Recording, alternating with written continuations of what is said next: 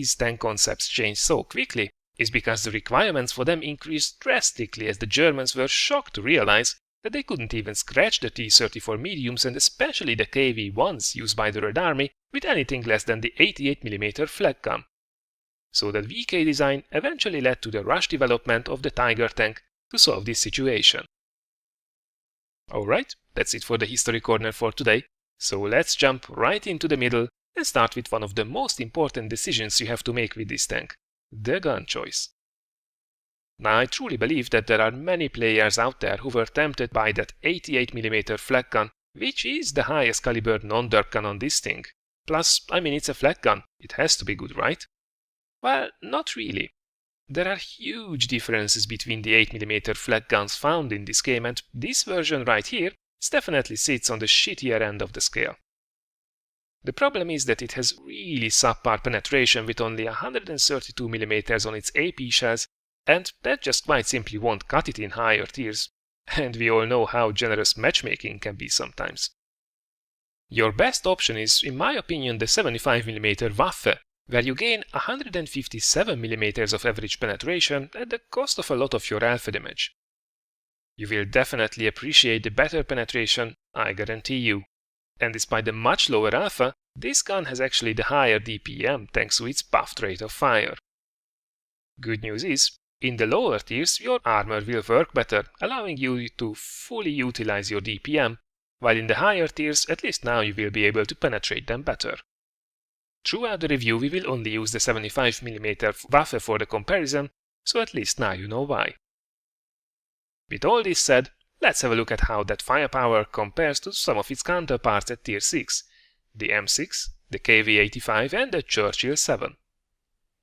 As we can see, using the Waffe brings us more or less about on par with the rest of the bunch, both in terms of DPM and in terms of penetration. The style of this gun is definitely similar to the British solution, meaning lower alpha damage but increased rate of fire, and let me assure you, almost 15 of these shells in a minute will leave a mark on the enemy for sure. As for the secondary stats, we can find the staple, very solid German characteristics that you would perhaps expect of this gun. Good aim time at 2.2 seconds, very good accuracy at only 0.33 meters dispersion, and excellent gun depression with 8 degrees in total. This tank can definitely be a precise sniper when the situation calls for it. Now moving on to the protection, we can see the issue right away that many people will have with this heavy tank. While the actual armor values are not out of line compared to other heavies in this tier, the boxy design typical for the early German heavies means that you cannot really count on much armor sloping to help you out. From the front, the upper plate has a massive flat surface that's easily penetrated from 100mm and up, and the center of the turret is actually a weak spot as well around the gun with only 100mm of protection. And on top of all of this you have that very prominent cupola on top of the tank with 80mm of armor at best. The sides and rear are all around 80mm on the turret and 60 on the hull, and everything is flat as a pancake once again without any spaced armor, giving you rather limited protection. Sure, you can and should angle, but don't expect wonders, especially against larger guns. Really, this armor will be mostly good against mediums and lights of the same tier and lower. For anything else, it's best to play it carefully in a support role. Your gun is at least good enough for that. Moving on to mobility, we can't really be amazed here either, I'm afraid, and before you get overly excited about the 50 km/h top speed, you better realize that you only have a 500 horsepower engine to make that happen.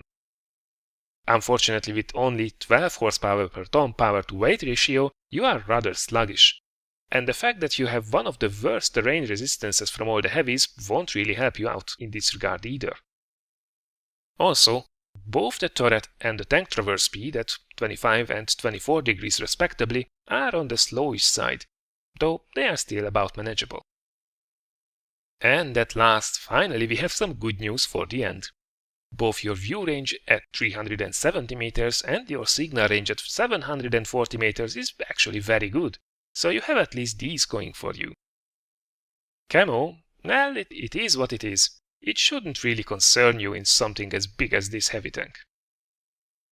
So then, What do we have? A good, accurate sniper gun, limited armor, not too bright mobility, but it's not a really impressive summary, is it? Well, there is a reason why so many people dislike this machine after all, but it's not as hopeless perhaps as they make it sound. It's just one of those machines that really has to adjust to the matchmaking if they want to be successful. When you are top tier, against most opponents you can play as a real heavy. When you are not, you should be mostly supporting, not sniping from the base though, mind you.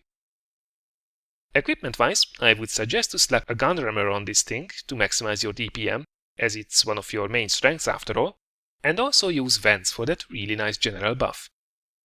As for the third slot, I personally use the gun laying drive because you know that I'm a sucker for short aim times, but since 2.2 seconds is really not that bad to begin with, you might want to consider something else as well. As weird as it might sound, binoculars might be useful in a support role, especially since you already have a rather good base view range to begin with. As for crew skills, I would say the heavy tank standard, repairs, Sixth Sense and Brothers in Arms should be a safe enough starting point. Alright, this was then a quick look at the VK3601H sitting on the German tech tree. I think it's high time to take it out for a spin so it can finally prove itself. Alright, so here we are in the infamous VK3601H. The matchmaking gods have really smiled on us tonight, cause on this simple standard match on Winter Runeberg, we are one of the very few tier 6 heavies, and everything we will be shooting at will be mostly tier 5s and some tier 4s. Which means, finally, we get to play this thing as a real heavy. Now, as mentioned during the review, this is one of those machines where you really have to be aware of the situation before you roll out from the cap circle.